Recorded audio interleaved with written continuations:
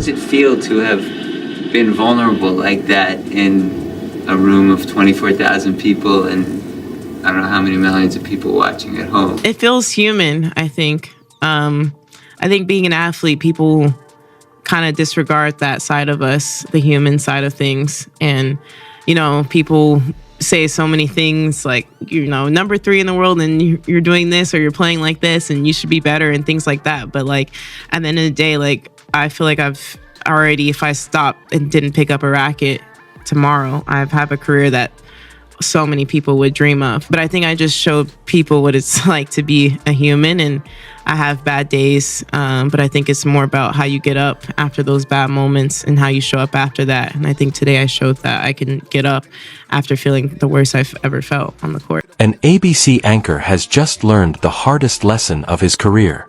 Coco Gauff heard what he said about her during a commercial break, and she's not letting it slide. Leaked audio of the moment went viral almost instantly, and now legal paperwork is reportedly in motion. What began as an offhand remark has turned into a potentially career-ending mistake that no one saw coming. It raises a bigger question. Should celebrities take legal action every time they feel disrespected, or is Coco taking this too far? Ethan Price thought the microphone was off. That's how these stories always seem to begin. A media personality believes they're speaking privately, lets their guard down, and says something they shouldn't. Then the internet gets hold of it, and everything collapses at once. Ethan had been with ABC for nearly 20 years, a trusted face, a respected voice, someone who could deliver serious news without making it feel heavy or cold. But on a random Tuesday morning, during a commercial break on ABC's World Morning Now, Ethan made a comment that would unravel everything he'd built.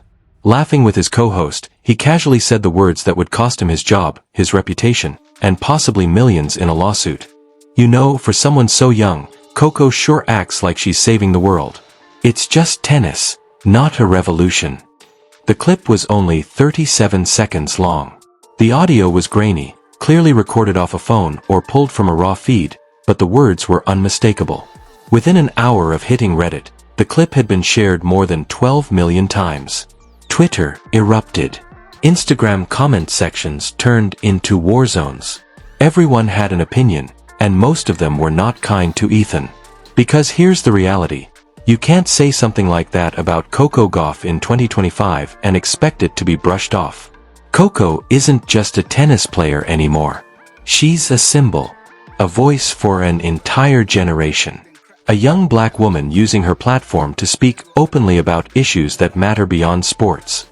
Calling it just tennis isn't a harmless joke. It's a dismissal of everything she represents, and that's why this moment has sparked such a massive backlash. Matt. Well done, Coco. Thanks. After everything that happened on Thursday night, did you wake up feeling a little differently yesterday? Yeah, I mean, for me, I think I just realized that I don't want that moment to happen again, like on court for sure. And yeah, I'm not someone who, like, I don't know, I don't want to show, like, I guess, weakness in moments. But after the match, I was thinking, like, maybe it's not a weakness. It's just showing the things that happen in my head and not keeping it inside to the point where I can't play. But I felt with a new perspective, seeing how the support I've gotten since that moment, just seeing how proud of people are of me, regardless of how I do here.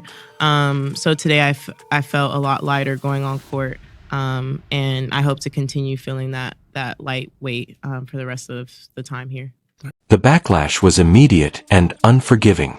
Athletes from across the sports world quickly spoke up.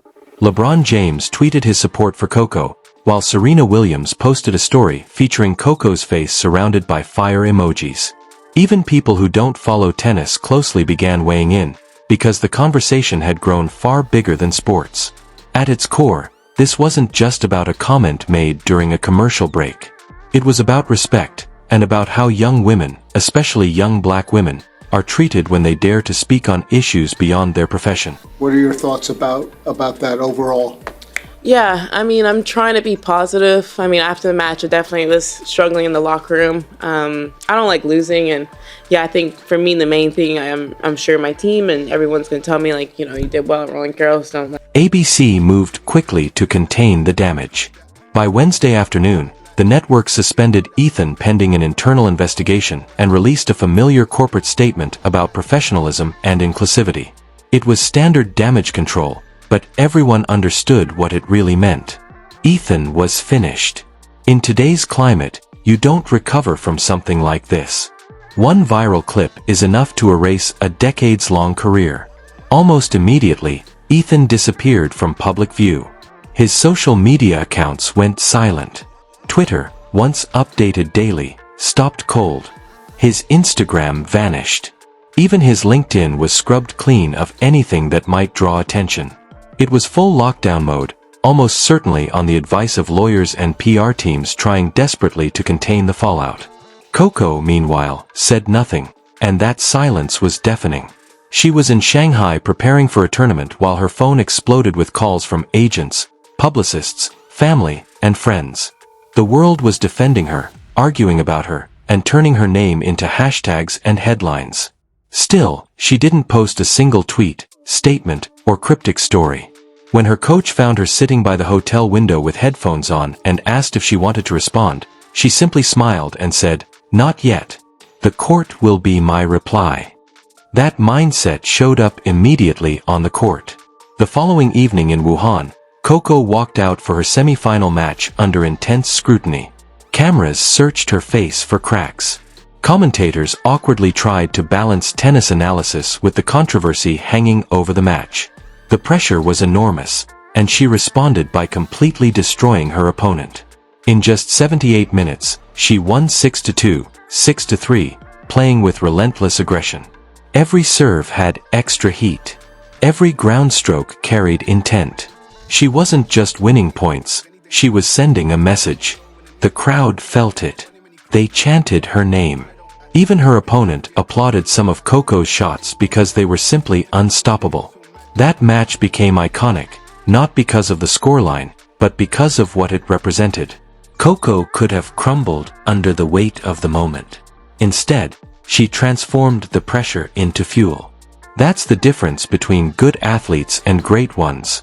While Coco was making statements on the court, her legal team was quietly at work. What many people don't realize is that comments like Ethan's aren't just offensive, they can be legally actionable, especially when they come from someone with the reach and authority of a national news anchor. Defamation, disparagement, and the creation of a hostile public environment were all on the table. This wasn't about a single remark, it was about a broader pattern of how young black female athletes are routinely minimized, told to stay in their lane, and discouraged from speaking beyond their sport. When the lawsuit was filed, it didn't demand a specific dollar amount.